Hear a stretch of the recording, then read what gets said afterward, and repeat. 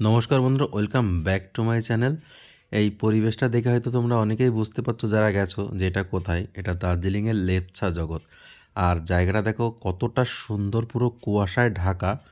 আর এত পরিমাণে ঠান্ডা, হু হু করে হাওয়া বইছিল, হু হু করে, না হাত টাত পুরো জমে যাচ্ছিল। আর এখানে ওরা সব ফটো তোলায় ব্যস্ত। আমরা এখানে যখন পৌঁছেছিলাম তখন বিকেল 4টে বেজে গেছিলো। আর সূর্যের আলো ছিল না, চারিদিকে কুয়াশা ছিল, একদম পুরো অন্ধকার হয়ে গেছিলো প্রায়। তো এটা হচ্ছে আপনার লেপচা জগতের যে পাইন ফরেস্টটা। তো এই সাইডে একটা ফরেস্ট রয়েছে, এর পরে আর একটা ফরেস্ট রয়েছে। তো এইটাতে আমরা প্রথমে একটু ফরেস্টের মধ্যে ঢুকেছিলাম। যাচ্ছি। আর এই জায়গাটা খুব সুন্দর। ফরেস্টের ভিতরে ঢুকছি, দেখো কতটা সুন্দর। আর এখান থেকে খাদ রয়েছে, দারুণ যদি পড়ে যায় একদম গড়াতে গড়াতে হেভি, নিচে চলে যাব। তো পুরো কতটা জঙ্গল সুন্দর জঙ্গল আর দেখতে লাগছে জঙ্গল। দেখো। আর কুয়াশা পুরো ভর্তি। একটু দেখে আসিস, হ্যাঁ।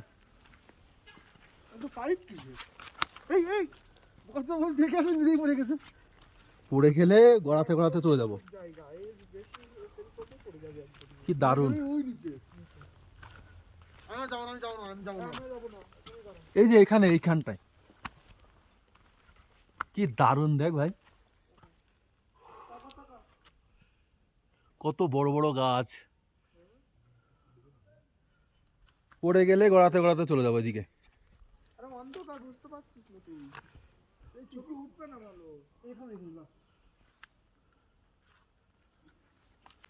এই যে উপরে ওই জায়গাটায় উঠছিলাম, ওরা বারবার বারণ করছে, কেন উঠছিস, যদি পড়ে যাস, বেশি বেশি করছিস। আমি বলছি হ্যাঁ, আমি বেশি বেশি করছি। তো এখানে একটু উঠেছিলাম, দেখো আরো জায়গাটা ঘন কতটা জঙ্গল। সুন্দর লাগছে। আরও পুরো ঘন জঙ্গল।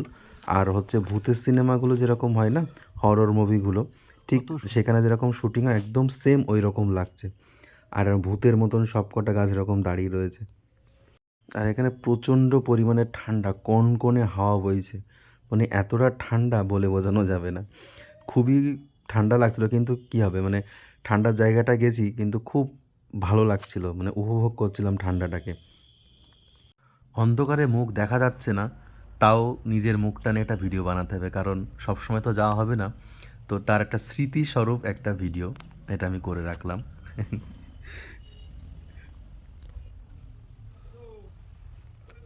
দাঁড়াচ্ছি, দাঁড়া, আমরা নিয়ে যা।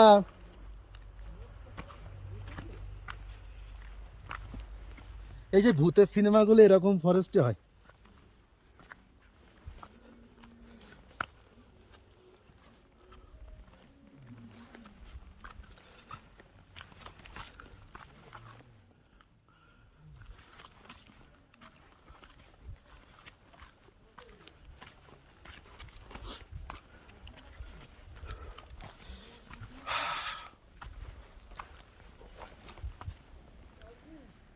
তারপরে চলে আসলাম লেপচা জগতের আর একটা পার্টে।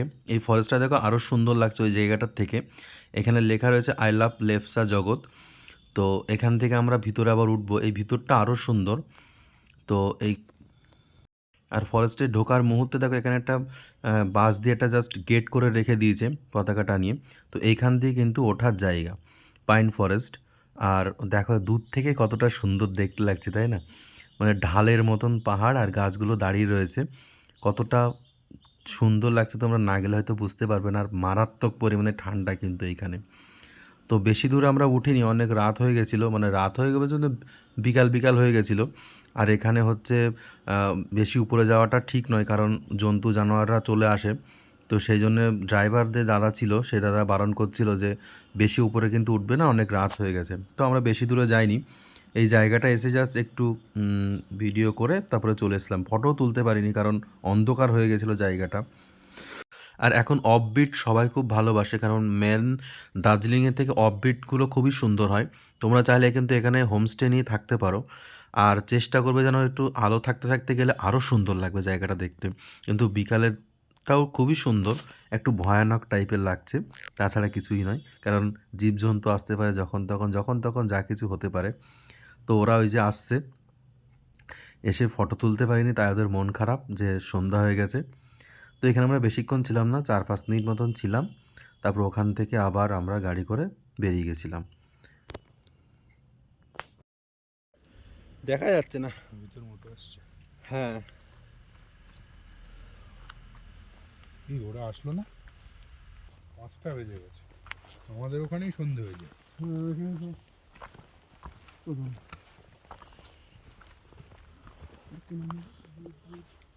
পড়ে যাস না।